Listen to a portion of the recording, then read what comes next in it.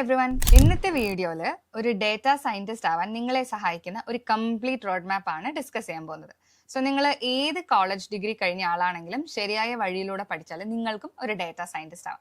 നമ്മുടെ റോഡ് മാപ്പിലേക്ക് പോകുന്നതിന് മുൻപായിട്ട് ഡേറ്റ സയൻസ് എന്താണെന്ന് ഫസ്റ്റ് നോക്കാം. നമ്മുടെ കയ്യിലുള്ള ഒരുപാട് ഡേറ്റയിൽ നിന്ന് നമുക്ക് ആവശ്യമായിട്ടുള്ള കാര്യങ്ങൾ, പാറ്റേൺസ് അല്ലെങ്കിൽ ഇൻസൈറ്റ്സ് കണ്ടുപിടിക്കുന്ന ടെക്നിക്കാണ് ഡേറ്റ സയൻസ്. ഫോർ എക്സാമ്പിൾ, നിങ്ങൾ സ്വിഗ്ഗിയോ സൊമാറ്റോയോ ഓപ്പൺ ചെയ്യുന്ന സമയത്ത് അത് നിങ്ങൾക്ക് ഏറ്റവും ബെസ്റ്റ് ആയിട്ടുള്ള റെസ്റ്റോറൻറ്റ്സും ഫുഡ്സും കാണിച്ചു തരും.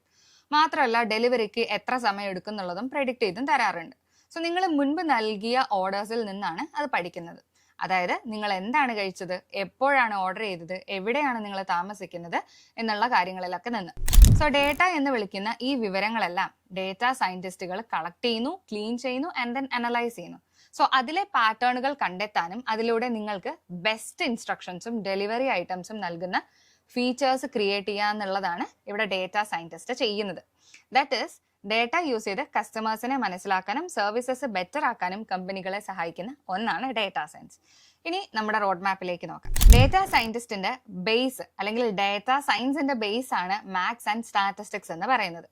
സോ ഈ മാത്സ് ആൻഡ് സ്റ്റാറ്റിസ്റ്റിക്സ് എന്ന് പറയുന്ന സമയത്ത് അതിൽ സ്റ്റാറ്റിസ്റ്റിക്സ് ഉണ്ട്, പ്രോബബിലിറ്റി ഉണ്ട്, linear algebra and then calculus ഒക്കെ പെടുന്നുണ്ട്. സോ ഡേറ്റയെ കറക്റ്റ് ആയി മനസ്സിലാക്കാനും അതിൽ നിന്ന് കൺക്ലൂഷൻസിലേക്ക് എത്താനും ഇത് അത്യാവശ്യമാണ്. ഇനി ലീനിയർ ഓൾജിബ്ര.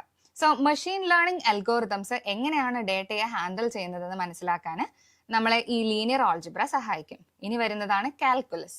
സോ മോഡലുകൾ എങ്ങനെയാണ് പഠിക്കുന്നത് എന്നറിയാൻ ഇത് നമുക്ക് ആവശ്യമുള്ളതാണ്. അടുത്തതായിട്ട് നമ്മൾ കവർ ചെയ്യേണ്ടതാണ് പ്രോഗ്രാമിംഗ്. സോ പ്രോഗ്രാമിംഗ് എന്ന് പറയുന്ന സമയത്ത് ഡേറ്റയുമായിട്ട് നമുക്ക് കമ്മ്യൂണിക്കേറ്റ് ചെയ്യാനും അതിനെ ഹാൻഡിൽ ചെയ്യാനും നമ്മൾ യൂസ് ചെയ്യുന്ന ഒരു ലാംഗ്വേജ് ആണ് പ്രോഗ്രാമിംഗ് എന്ന് പറയുന്നത്. ഡേറ്റ സയൻസിൽ ഏറ്റവും കൂടുതൽ ഉപയോഗിക്കുന്നതും പഠിക്കാനും സിമ്പിൾ ആയിട്ടുള്ള ലാംഗ്വേജ് ആണ് പൈത്തൺ. അപ്പോൾ പൈത്തൺ ബേസിക്സും പൈത്തൺ ലൈബ്രറീസും ഒക്കെ നമ്മളിവിടെ കവർ ചെയ്യേണ്ടതായിട്ടുണ്ട്. അത് മാത്രമല്ല, നമുക്ക് ആർ എന്ന് പറയുന്ന പ്രോഗ്രാമിംഗ് ലാംഗ്വേജ് കൂടിയുണ്ട്. പക്ഷെ ഒരു ബിഗിനർ ലെവൽ എന്ന് പറയുന്ന സമയത്ത് എപ്പോഴും പൈത്തൺ വെച്ച് സ്റ്റാർട്ട് ചെയ്യുന്നതാണ് നല്ലത്. ഓക്കെ, ഇനി പൈത്തൺ കവർ ചെയ്ത് കഴിഞ്ഞാൽ, ദാറ്റ് ഇസ് നമ്മുടെ പ്രോഗ്രാമിംഗ് കവർ ചെയ്ത് കഴിഞ്ഞാൽ പിന്നെ നമ്മൾ സ്റ്റാർട്ട് ചെയ്യേണ്ടത് എക്സൽ വെച്ചിട്ടാണ്. ഈ എക്സൽ എന്ന് പറയുന്നത് പലരും ഒരു വളരെ ചെറിയ ടൂളായിട്ടാണ് കാണുന്നത്. പക്ഷെ ഒരു ഡേറ്റ സയന്റിസ്റ്റിന് ഇത് വളരെ യൂസ്ഫുൾ ആയിട്ടുള്ള ഒരു ടൂളാണ്. ചെറിയ ഡേറ്റ സെറ്റ്സ് പെട്ടെന്ന് അനലൈസ് ചെയ്യാനും ഡേറ്റ ക്ലീൻ ചെയ്യാനും പിന്നെ ടെക്നിക്കൽ അല്ലാത്ത ആളുകൾക്ക് നമുക്ക് എളുപ്പത്തിൽ കാര്യങ്ങളൊക്കെ കാണിച്ചു കൊടുക്കാനും എക്സൽ ബെസ്റ്റ് ആണ്. ഇനി എക്സൽ പഠിച്ചു കഴിഞ്ഞാൽ പിന്നെ നമ്മൾ അടുത്തതായിട്ട് വരേണ്ടത് ഡേറ്റാബേസ് ആണ്. Database and sequel. നമുക്ക് ആവശ്യമുള്ള ഡേറ്റയൊന്നും നമുക്ക് എപ്പോഴും ഒരു ഫയലിലായിട്ട് ക്ലീൻ ആയിട്ട് കിട്ടണമെന്നില്ല. അപ്പോൾ നമ്മളിവിടെ ചെയ്യേണ്ട കാര്യം എന്ന് പറയുന്നത് ഡേറ്റ ആക്ച്വലി റിട്രീവ് ചെയ്യണം. സോ മിക്കവാറും എല്ലാ കമ്പനികളും അവരുടെ ഡേറ്റ സൂക്ഷിക്കുന്നത് ഡേറ്റാബേസുകളിലായിട്ടാണ്. അപ്പോൾ ഈ ഡേറ്റാബേസുകളിൽ നിന്ന് നമ്മൾ എന്ത് ചെയ്യണം? നമ്മൾ ആദ്യം ഡേറ്റേനെ പുറത്തെടുക്കണം. ഓക്കെ, അപ്പോൾ ഈ ഡേറ്റനെ പുറത്തെടുക്കാനായിട്ട് നമ്മൾ ഉപയോഗിക്കുന്ന ഒരു ക്വറി ലാംഗ്വേജ് ആണ് സീക്വൽ എന്ന് പറയുന്നത്. സോ ഒരു ഡേറ്റ സയന്റിസ്റ്റിന് സീക്വൽ അറിയാന്നുള്ളത് ഒഴിച്ചുകൂടാൻ പറ്റാത്ത ഒരെണ്ണമാണ്. സോ ഇത്രയും കവർ ചെയ്ത് കഴിഞ്ഞാൽ പിന്നെ നമ്മൾ ഫോക്കസ് ചെയ്യേണ്ടത് ഡേറ്റ അനാലിസിസിലാണ്. സീക്വൽ ഉപയോഗിച്ച് ഡേറ്റാബേസിൽ നിന്ന് പുറത്തെടുത്ത ഡേറ്റയെ നമ്മൾ ആഴത്തിൽ മനസ്സിലാക്കേണ്ട ഒരു ഘട്ടമാണ്. ഓക്കെ, അപ്പോൾ ഈ ഡേറ്റയിൽ എന്തെങ്കിലും തെറ്റുകളുണ്ടോ, അല്ലെങ്കിൽ മിസ്സിംഗ് ആയിട്ടുള്ള എന്തെങ്കിലും ഡേറ്റ ഉണ്ടോ, അല്ലെങ്കിൽ നമ്മുടെ ഡേറ്റയിൽ എന്തെങ്കിലും ട്രെൻഡുകളുണ്ടോ എന്നൊക്കെ നമുക്കിവിടെ ചെക്ക് ചെയ്യേണ്ടതായിട്ടുണ്ട്. സോ പൈത്തണില് പാൻഡാസ് എന്ന് പറയുന്ന ലൈബ്രറി ഉപയോഗിച്ചിട്ട് നമുക്കിത് ചെയ്യാൻ പറ്റും. പിന്നെ വരുന്നതാണ് ഡേറ്റ വിഷ്വലൈസേഷൻ.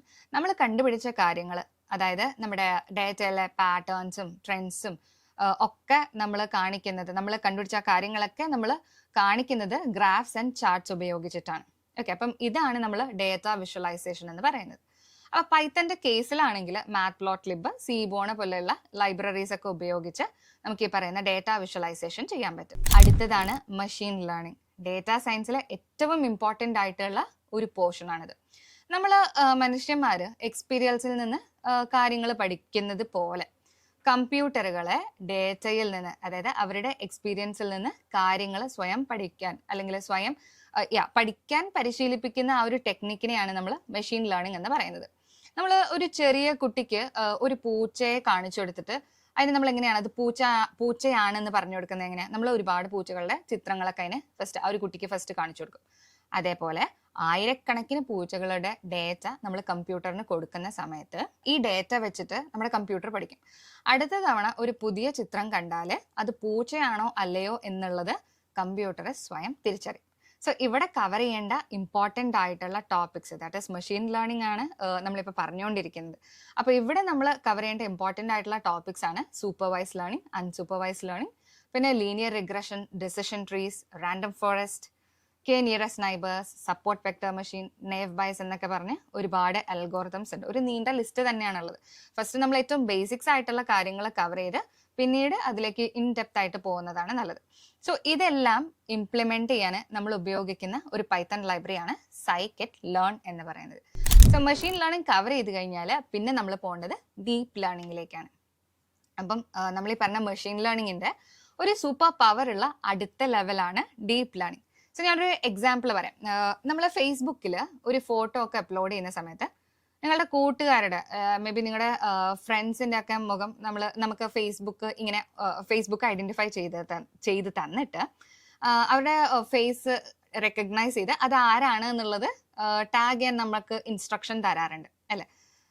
അല്ലെങ്കിൽ സേ ഇപ്പോൾ സ്വയം ഓടിക്കുന്ന സെൽഫ് ഡ്രൈവിംഗ് ആയിട്ടുള്ള ടെസ്ല കാറുകൾ റോഡിലൂടെ നടക്കുന്ന ആളുകളുടെയും പിന്നെ വെഹിക്കിൾസിനെയൊക്കെ തിരിച്ചറിയുന്നത് എങ്ങനെയാണ്?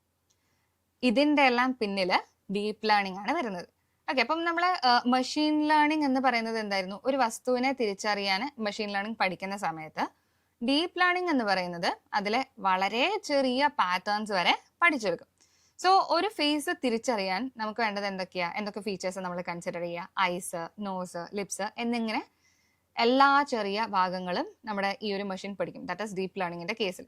അപ്പോൾ ഇതെല്ലാം ചേർത്ത് വെച്ചിട്ടാണ് ഒരാളെ തിരിച്ചറിയുന്നത്. സോ ഇത്തരം കാര്യങ്ങൾ ചെയ്യാൻ നമ്മൾ ഉപയോഗിക്കുന്ന പ്രധാന ടൂൾസ് ആണ് ഗൂഗിളിന്റെ ടെൻസർഫ്ലോ, പിന്നെ ഫേസ്ബുക്കിന്റെ പൈടോച്ച് എന്നുള്ളതൊക്കെ. നമ്മൾ അടുത്തതായിട്ട് നോക്കേണ്ടത് computer vision and NLP, that is natural language processing. കമ്പ്യൂട്ടറുകളെ കാണാൻ പഠിപ്പിക്കുന്ന ഏരിയയാണ് computer vision. Say for example നിങ്ങളുടെ ഫോണിലെ ഫേസ് അൺലോക്ക്, പിന്നെ മെഡിക്കൽ സ്കാനുകളിൽ നിന്ന് രോഗം കണ്ടെത്തുക, പിന്നെ ഇതൊക്കെ ചെയ്യുന്നത് ആരാണ്? കമ്പ്യൂട്ടർ വിഷൻ ആണ്. ഇനി നാച്ചുറൽ ലാംഗ്വേജ് പ്രോസസ്സിങ്ങിന്റെ കേസിലാണെങ്കിൽ കമ്പ്യൂട്ടറുകളെ മനുഷ്യന്റെ ഭാഷ മനസ്സിലാക്കാനും സംസാരിക്കാനും പഠിപ്പിക്കുന്ന ഒരു ഏരിയ ആണിത്. നമ്മൾ ഗൂഗിൾ അസിസ്റ്റന്റിനോടും സിരിയോടും ഒക്കെ സംസാരിക്കുന്നതും, പിന്നെ ഗൂഗിൾ ട്രാൻസ്ലേറ്റ് ഒരു ഭാഷേനെ മറ്റൊരു ഭാഷയാക്കി മാറ്റുന്നതും, പിന്നെ നമ്മുടെ മെയിലുകൾക്ക് നമുക്ക് തന്നെ മറുപടിയൊക്കെ നിർദ്ദേശിച്ച് തരാറില്ലേ? സോ ഇതൊക്കെ NLP ആണ് ചെയ്യുന്നത്.